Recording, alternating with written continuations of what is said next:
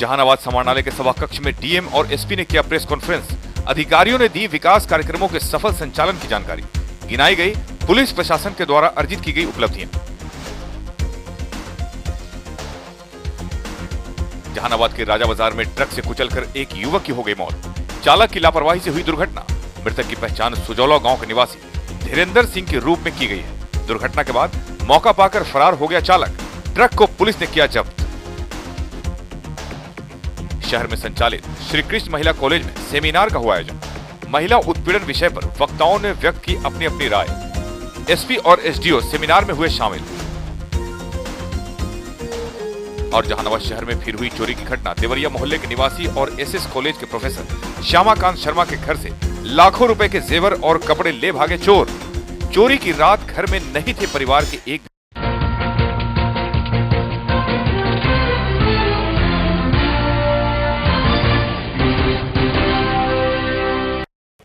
जहानाबाद जिला विकास के मामले में निरंतर आगे बढ़ता जा रहा है। सरकार के कार्यक्रमों को धरातल पर नीतिगत तौर पर चलाया जा रहा है, जिसका लाभ जिले वासियों को मिल रहा है।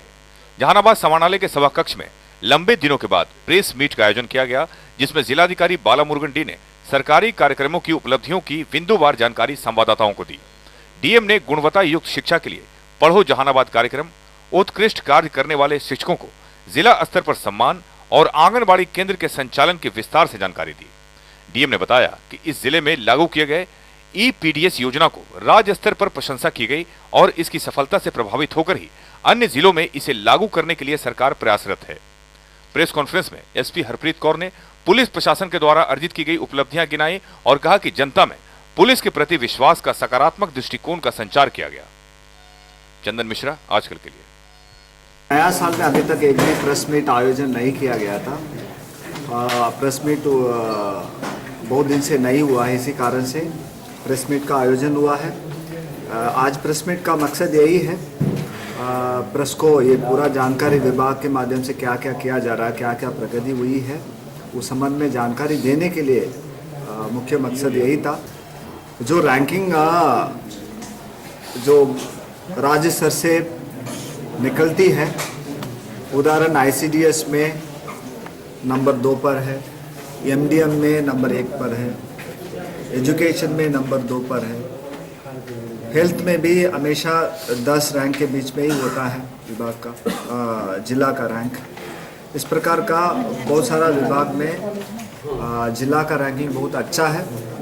फिर भी वो एक ये रैंकिंग है, ये कंपैरेटिव रैंकिंग है। जो प्रेस कॉन्फ्रेंस में हमने कहा था वो इंडिकेटर नहीं हो सकता है। हम लोग हमेशा आइडियल कंडीशंस को पहुंचने के लिए प्रयास करते हैं ताकि सभी सुविधा, सभी सेवा गरीब लोगों तक पहुंचे। कि वाहन चोरी पिछले 3 महीने से कम्प्लीटली बंद है। कोई 2 व्हीलर, कोई 4 व्हीलर नहीं चोरी हुआ है। 2 व्हीलर एक रिपोर्ट जब भी पिछले महीने में हुआ था, उससे पिछले महीने में, तो इमीडिएटली उसकी रिकवरी कर ली गई। पुराने केसेस को छोड़ के जो पहले हुआ है वो नहीं हो पाया, जो पहले 1-2 साल पुराने केसेस हैं। लेकिन वो जो रिकवरी हुई वाहनों की, उससे जो उसमें सफलता मिली हम लोगों को, उससे ये हो गया कि पूरी तरीके से बंद हो गया हमारे जहानाबाद जिले में। दूसरा, उसके अलावा नक्सली जो हमारे यहाँ पे अरेस्टिंग हुआ है, प्रभावती वाला एक जो केस था, प्रभावती और राधेश्याम यादव, तो उनसे जो 27 लाख का, ये 24 लाख लिखा हुआ है गलती से, दिस इज 27 लाख।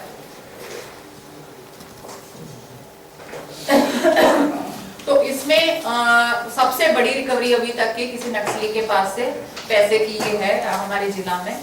और इन दोनों के खिलाफ पूरे हमारे बिहार में यूएपीए का प्रपोजल, जहानाबाद जिला से 2 बहुत इफेक्टिव प्रपोजल किए हैं, जिसमें अटैचमेंट ऑफ प्रॉपर्टी का और ये कॉन्फिस्केशन का जो हमने रिकवरी किया है। एक तो राधेश्याम प्रभावती के केस में, दूसरा प्रमोद शर्मा के केस में।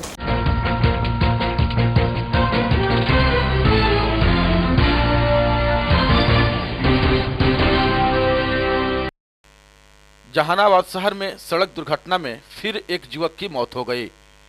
दुर्घटना हुई शहर के राजा बाजार में, जहां ट्रक से कुचल जाने के कारण एक युवक ने दुर्घटना स्थल पर ही दम तोड़ दिया। मृत युवक की पहचान सुजौला गांव के निवासी धीरेन्द्र सिंह के रूप में की गई। युवक राजा बाजार में पैदल जा रहा था। उसी दौरान अरवल की ओर जा रहे एक ट्रक के चालक ने उसे कुचल दिया। दुर्घटना के बाद चालक ट्रक लेकर भागने का प्रयास किया, लेकिन पुलिस की सक्रियता को देखते हुए ट्रक छोड़कर फरार हो गया। ट्रक को पुलिस ने जब्त कर लिया है। युवक के शव का सदर अस्पताल में पोस्टमार्टम कराया गया। हाल के दिनों में जहानाबाद में सड़क दुर्घटना की कई वारदातें हो चुकी है। 2 दिन पूर्व अंबेडकर चौक के समीप ट्रक से ही कुचलकर एक युवक की मौत हो गई थी, जिसे लेकर काफी बवाल मचा था। इसके पूर्व भी कनौदी गांव के समीप दुर्घटना में एक युवक की मौत हो गई थी। इस घटनाओं के पीछे मूलतः चालक की लापरवाही रही है और तेज रफ्तार से वाहन चलाना दुर्घटना का कारण बना है, जिससे जरूरत है शहरी क्षेत्र के अंदर गति सीमा निर्धारित कर ओवरटेक करने वाले वाहनों के ऊपर सिंगजा कसने की। चंदन मिश्रा के साथ संजय पांडे, आजकल जहानाबाद।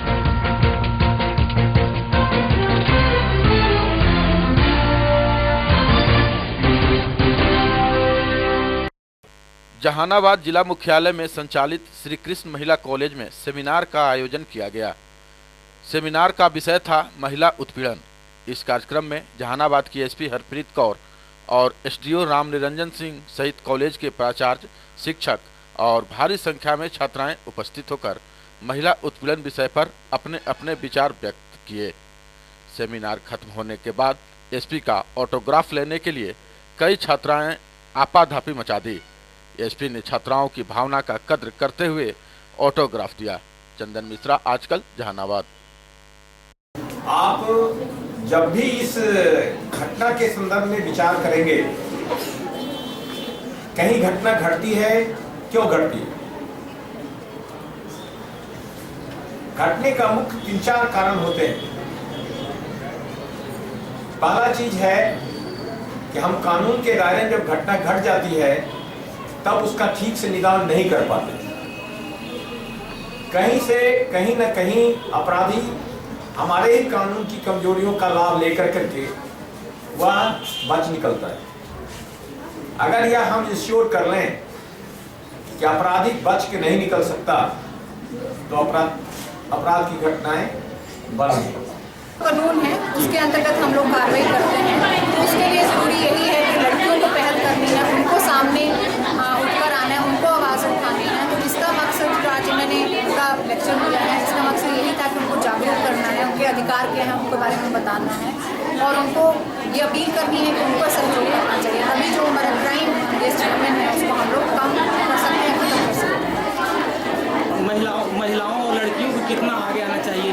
कभी कभी ऐसा भी होता है कि जो जुर्म अत्याचार को बराबर सहती रहती हैं, या कभी कभी ऐसा भी होता है कि उन लोग का उसके लिए वही ज़रूरी है, उनका जागरूक होना बहुत ज़रूरी है। उनको ही पहल करनी है इसमें। जब तक वो नहीं किसी इस चीज़ को बताएंगे तब तक अपराध होते रहेंगे, अपराधी का हौसला बढ़ता रहेगा। इसलिए ज़रूरी है कि वही आगे।